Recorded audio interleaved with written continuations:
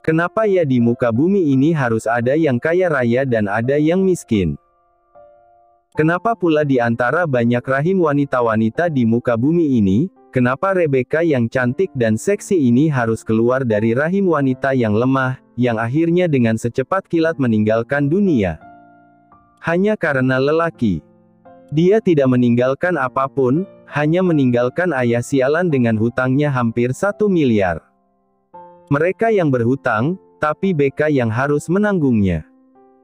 Mereka sampai memohon agar Becca yang masih muda menikah dengan lelaki peyot, padahal ada anak mereka yang tidak terlalu cantik yang sudah pasti lebih serasi menjadi istri ke-8 yang subur, apalagi panggilannya, Tuan Takur.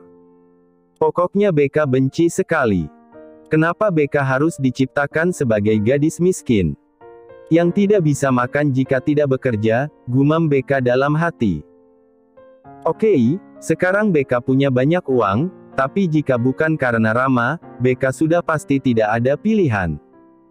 Meskipun Becca tidak mau, pasti akan terus dipaksa.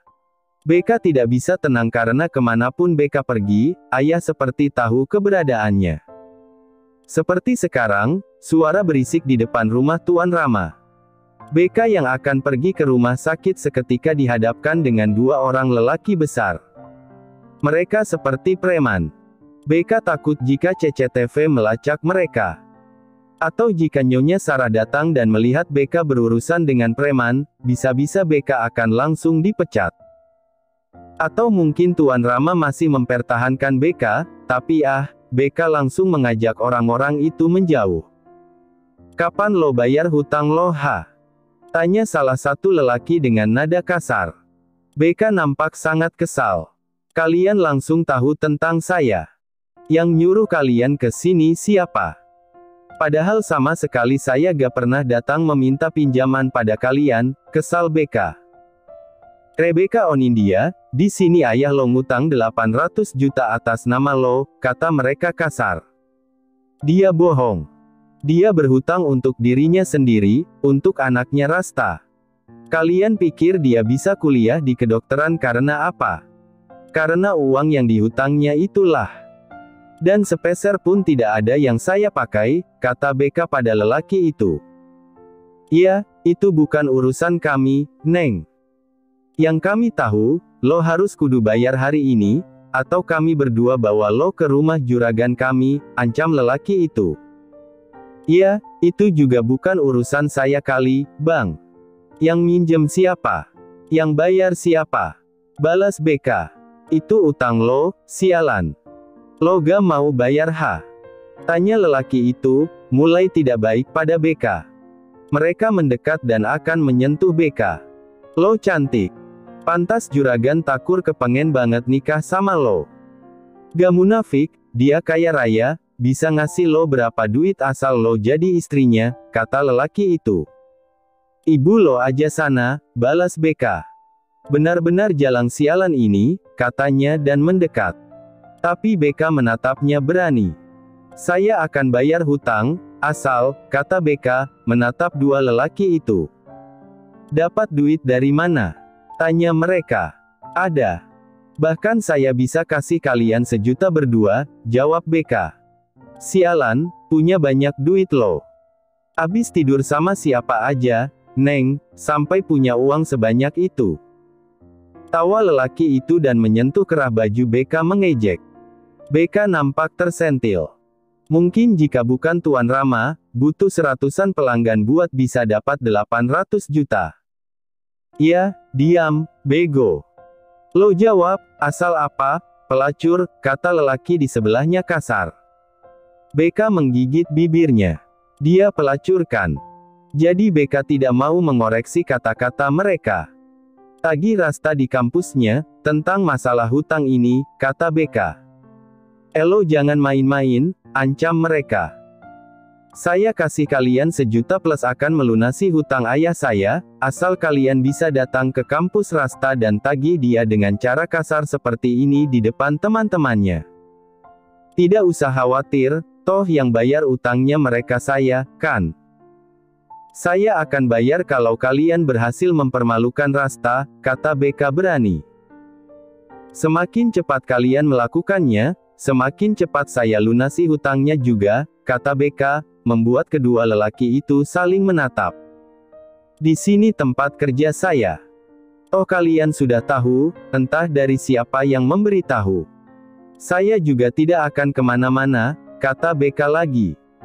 Ayo kita ke kampus wanita sombong itu, kata temannya, tidak sabar. Jangan lupa kirim videonya ke saya. Ada dokumentasi, ada uang, kata BK lagi. Seperginya lelaki itu, BK seperti hampir terjatuh. Energinya terkuras habis. Dasar. Pada akhirnya, BK juga yang menanggung hutang itu. Tapi BK ingin melihat Rasta, wanita sok kaya raya itu, ditagih rentenir di kampus di hadapan teman kesayangannya. Hutang sampai 800 juta, BK yakin dia tahu. Karena jika melihat akun media sosial Rasta, wanita itu berlaga seperti anak orang kaya, tidak tahu kalau ayahnya pengangguran. Orang miskin sok kuliah kedokteran, ayah sampai mengutang ratusan juta hanya demi kuliahnya. Gara-gara dia, BK harus menjual tubuhnya juga. Menjadi pelacur. Sialan. Lalu BK melihat jam. Dia sudah hampir terlambat. BK harus ke rumah sakit. Rumah sakit atau klinik kebidanan. Kalau rumah sakit pasti antri banget, jadi BK memutuskan ke klinik kebidanan saja. Sial, mood BK langsung rusak gara-gara hutang yang sepeser pun tidak pernah ia pakai. BK menunggu namanya dipanggil. Semua wanita di sampingnya ditemani suaminya. Hanya BK yang sendirian. BK malu karena kebidan padahal belum menikah. Rebecca on, panggil petugas. Saya, BK langsung berdiri sebelum nama lengkapnya dipanggil, lalu masuk ke ruangan itu. Bidan wanita tampak menyapanya. Ibu Rebecca, mau dipanggil apa?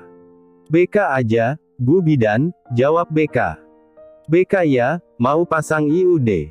Tanya Bidan. Hah? BK bingung. Kebon. Kata Bu Bidan lagi, membuat BK mengangguk. Iya, Bu Bidan, jawab BK. Mau yang jenis apa, Ibu BK? Tanya Bidan itu. Jenis. Jenisnya apa aja? Tanya BK. Ada IUD, ini bentuknya T, metode kontrasepsi jangka panjang yang dapat bertahan selama 3 hingga 10 tahun. Ada suntikan kebon yang disuntikkan di bokong atau lengan atas. Suntikan ini dapat bertahan hingga 3 bulanan. Lalu terakhir ada kebon implan, yang mana sebuah batang kecil dan fleksibel yang diletakkan bawah kulit lengan atas wanita. Implan ini juga dapat bertahan dalam tubuh selama 3 tahun. Jadi, mana yang Ibu BK sukai? Jelas Bidan. Yang tidak sakit apa, dokter? Tanya BK pucat.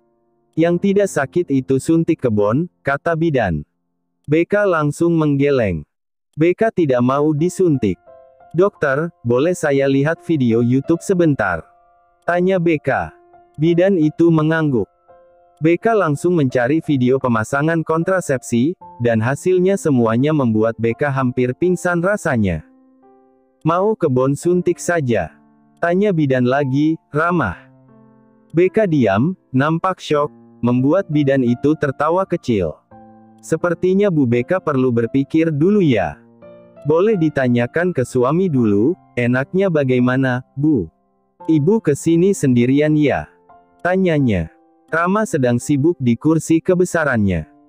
Ia harus fokus pada pekerjaannya ketika bayangan percintaannya dengan Rebecca nampak menari-nari di pikirannya. Hari ini ada pertemuan dengan Tuan Alvaril, kata asistennya. Rama hanya menganggukkan kepalanya. Percepat saja. Orang itu juga pasti ingin buru-buru pulang, kata Rama. Asistennya menoleh. Anda menyetujuinya?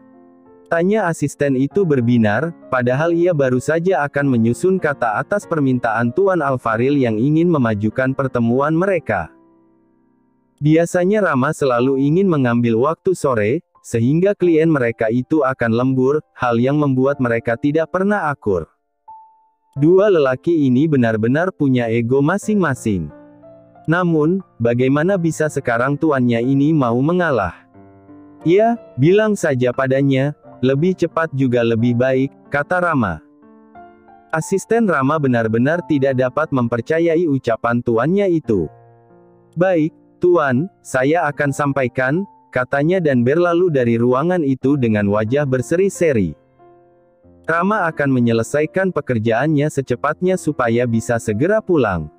Entah kenapa, bibir Beka melayang-layang di pikirannya. Hanya saja, ponsel Rama berdering. Itu Rebecca yang menelponnya. Rama menyandarkan punggungnya di sandaran kursi sambil menatap ponselnya yang berdering. Lelaki itu berhitung sampai 3 dan barulah mengangkatnya. Ya, Rebecca, sapa Rama. Tuan, saya takut, suara Beka. Rama nampak mengerutkan keningnya, bingung. Kenapa lagi wanita ini? Tanya Rama dalam hati. Takut karena? Tanya Rama. Saya takut, Tuan, pasang itu. Saya tidak berani, kata Rebecca lagi, suaranya sampai bergetar. Kau tidak mau memakai kontrasepsi. Jadi siapa yang mau pakai? Tanya Rama. Saya belikan Tuan itu saja, kata Beka di seberang sana. Itu sama dengan kondom. Jika kau membelinya, malam ini kau tiup benda sialan itu sampai membentuk balon semuanya, kata Rama. Boleh, Tuan, kata Beka. Dan saya tidak akan memberimu waktu beristirahat setelahnya sampai pagi lagi. Kita tanpa pengaman. Seperti kataku, Rebecca, saya tidak peduli kamu hamil, kau bisa menggugurkannya setelahnya, kata Rama. Tidak ada suara. Apa Rama sudah kelewatan? Lama terdiam, Rebecca kembali bersuara. Baik, Tuan, saya akan berusaha untuk pasang saja, kata Beka lemah. Kau di mana? Tanya Rama. Klinik, Tuan, suara Beka. Nama? Klinik Bunda. Tuan tidak akan ke sini. Tanya Beka. Rama tidak bersuara. Tuan, panggil Beka. Saya perlu memastikan kau tidak akan kabur, kata Rama, dan menutup komputernya. Lelaki itu mengambil jasnya dan berlalu. Dia sangat tampan dan berkarisma. Lelaki itu keluar dari ruangannya, membuat asistennya bertanya-tanya. Tuan mau pergi sekarang. Tapi Tuan Al. Rama menoleh. Saya akan menemuinya selesai dari urusan saya, kata Rama. Tapi pertemuan Anda dimajukan ke jam 1. Protes asisten. Undur sampai saya kembali, kata Rama seenak jidat. Asistennya nampak kacau. Tuan, saya sudah. Atau batalkan saja, kalau dia tidak mau bekerja sama, kata Rama. Rama seperti ini karena Al di seberang sana juga pernah memperlakukan Rama seenak jidat hanya karena perempuan. Jadi Rama hanya membalasnya. Tapi untuk hal ini, Rama tidak sengaja. Rama pergi begitu saja, tapi kembali menoleh. Istrimu? Ya, Tuan Rama. Tanya asisten. Dia pakai kebun apa? Tanya Rama. Asistennya bingung. Tanyakan dan kabari saya segera, kata Rama dan meninggalkan asistennya yang sudah pusing 7 keliling. Saat Rama sampai di klinik, dari lelaki itu turun dari mobil jeepnya, sudah mendapatkan banyak perhatian. Apakah dia suami bidan di sini? Rama melangkah masuk, disapa oleh perawat di sana, tapi Rama tidak menjawab karena langsung menemukan Beka yang berdiri menyambutnya. Beka tidak percaya, dan Rama mendekat. Sebelum mendekat, lelaki itu menoleh pada perawat. Di sini privasi pasiennya amankan? Tanya Rama. Perawat itu menganggukkan kepalanya dan berlalu. Rama tahu dia tampan, dan memang tampan dengan pakaian bekerjanya. Kapan namamu dipanggil? Tanya Rama. Setelah ini giliran saya lagi, Tuan, tapi saya takut, kata Beka. Rama diam. Lelaki itu duduk tenang dan menatap Beka. Suntik saja. Beberapa wanita menggunakan itu, katanya. Beka menoleh. Rama tahu banyak, tapi Beka tidak tahu kalau Rama diberitahu oleh asistennya yang sudah menikah itu. Pintu dibuka. Pasien yang sedang hamil dengan istrinya nampak keluar. Wanitanya nampak terpukau pada ketampanan Rama, lalu berdehem karena hampir membuat suaminya cemburu. "Bu Beka, panggil bidan." Beka berdiri. "Saya Sus." "Masuklah," kata bidan. Beka langsung masuk, diikuti oleh Rama.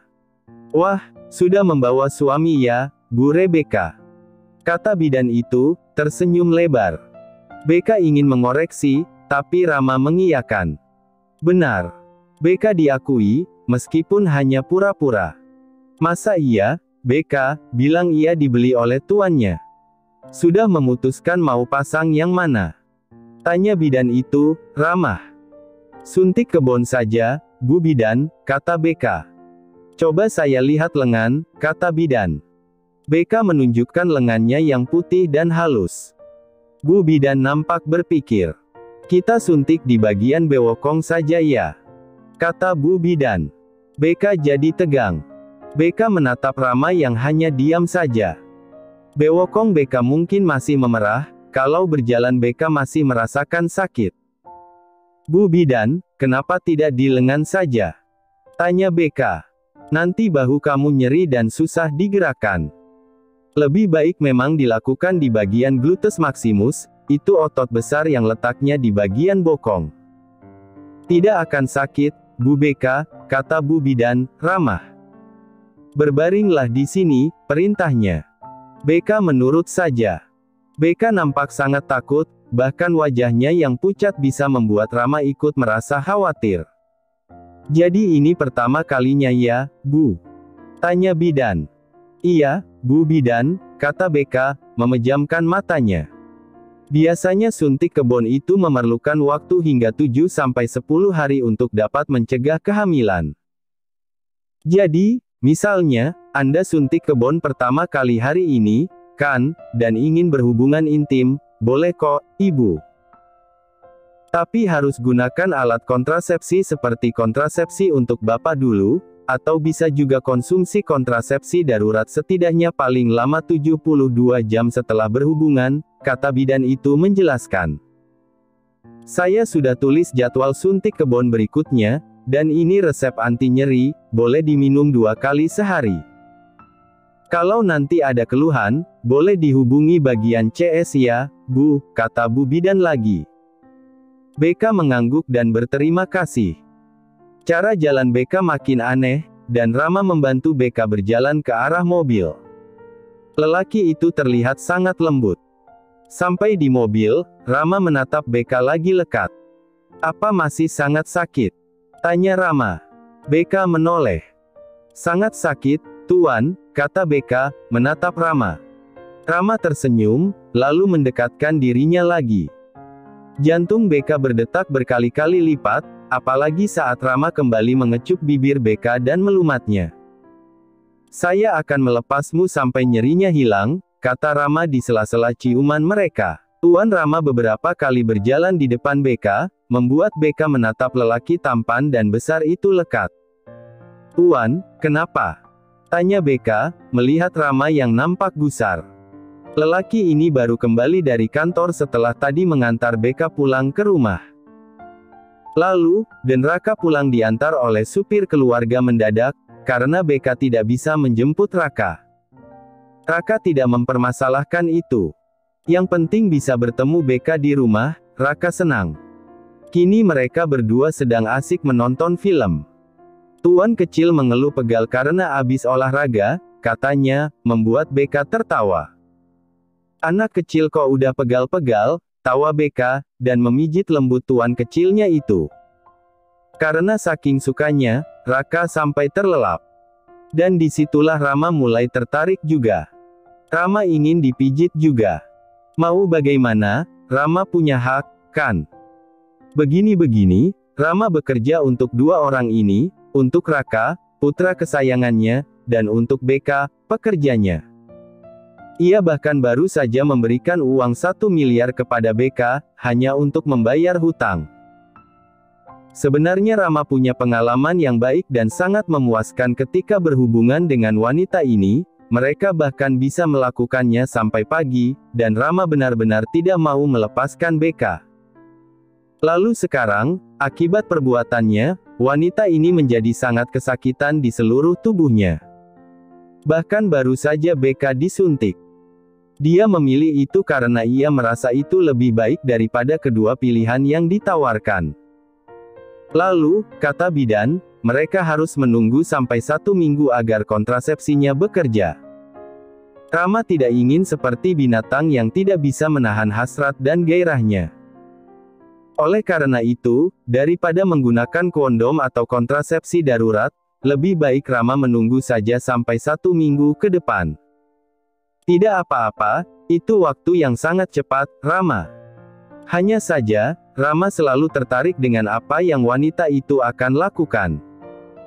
Seperti sekarang, ia lebih memijat anak kecil yang tidak punya beban apapun itu sampai anak itu tertidur.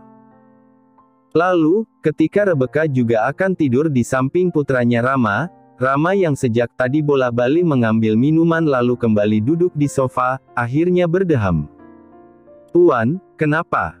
tanya Becca, menatap Rama dengan matanya yang indah itu.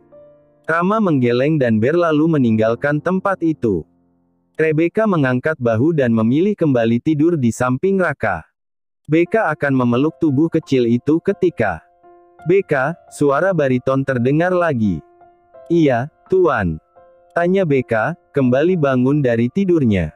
"Kamu mau pijat saya?" tanya Rama. Becca tentu saja terkejut. Jika Rama bertanya, berarti Becca bisa menolak, kan? "Nanti saya kasih $100, bagaimana?" tambah Rama. $100 itu 1 jutaan. Astaga, mendengar uang, Rebecca langsung mengambil selimut dan menyelimuti tuan kecilnya.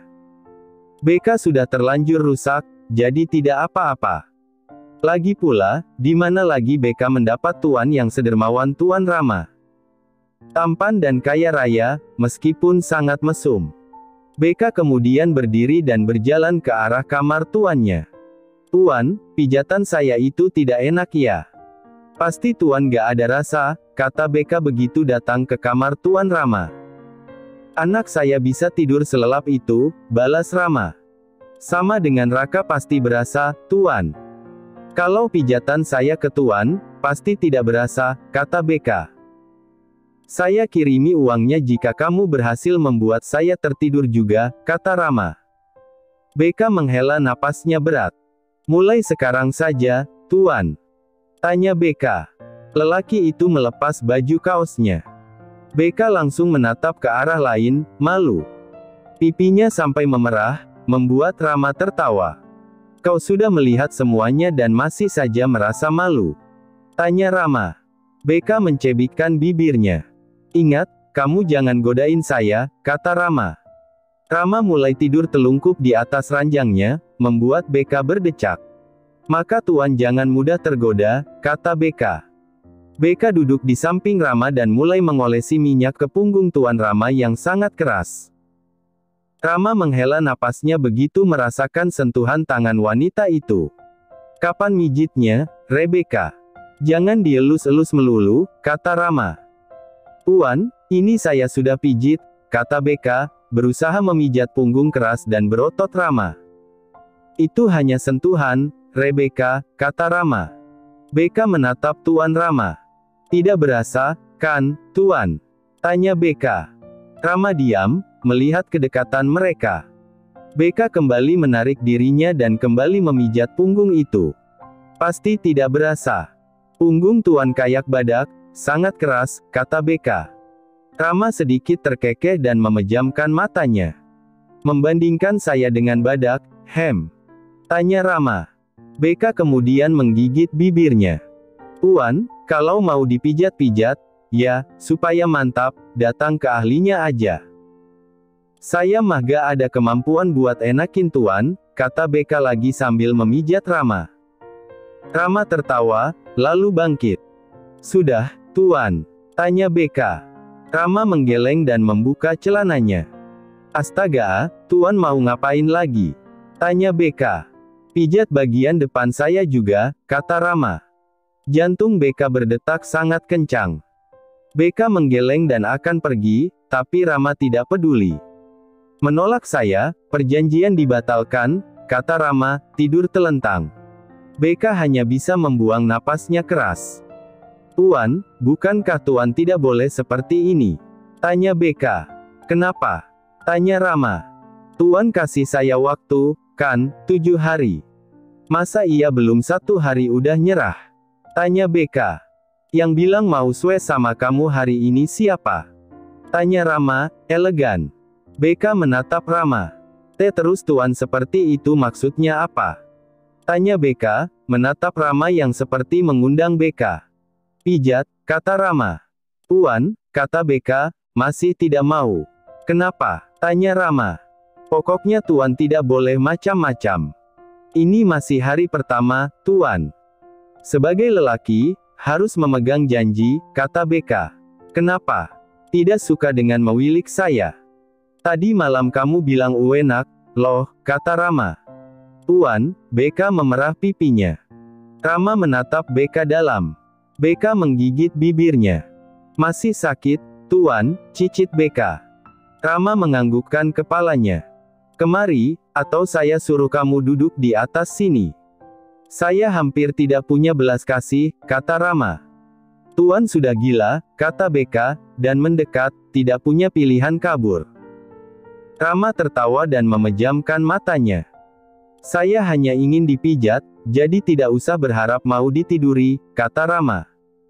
Kalau Tuan nanti meminta, bagaimana? Tanya BK. Tolak jika tidak mau, kata Rama, memberikan pilihan itu. BK menatap Rama dan mengangguk. Rama mengecup bibir Rebecca dan memeluk tubuh itu erat. Lalu mereka mendapatkan kesadaran ketika pintu diketuk. Rama melihat jam yang masih jam 7. Rama, ini Mama. Kamu tidur di dalam. Suara Ndoro Sarah. Andi, coba kamu ketuk kamar pelayan di bawah. Kenapa Rama dan BK tidak ada, kata Sarah. Rama, jangan bilang kamu di dalam sama BK, tambah Sarah. BK langsung mendorong Rama, membuat lelaki itu berdecak. Sialan, dari mana wanita itu bisa masuk, kata Rama, bingung. Dia memanggil mamanya dengan sebutan wanita itu. Tuan, kita harus bagaimana? Tanya BK, panik. Bersihkan dirimu di kamar mandi, dan nanti, Rama tiba-tiba melihat ke jendela. Tuan, ini lantai 2, kata Rebecca, mengingatkan. Kamu di sini saja. Nanti saya bilang sama Mama, kamu lagi di luar, kata Rama. BK menggigit bibirnya, takut ketahuan. Ia tidak bisa membayangkan jika Ndoro tahu BK ada di dalam. Ram, kamu ngapain di dalam? Sampai anak kamu kau tinggali sendirian di luar. Rebecca di mana? Suara Sarah. Rama ketiduran, Mam, jawab Rama. Astaga, masih jam 7. Rebecca di mana? Tanya Sarah. Membeli makan malam, kata Rama, pintar berbohong. Membeli makanan di luar. Astaga, ini karena kamu tidak mau menyewa pembantu lain. Keluar dulu, Ram. Ini Mama sama Ajeng, kata Nyonya Sarah. Iya, kata Rama, dan berjalan ke kamar mandi. BK menggigit bibirnya, takut ketahuan. Ia tidak bisa membayangkan jika Ndoro tahu BK ada di dalam. Mungkin BK akan apa?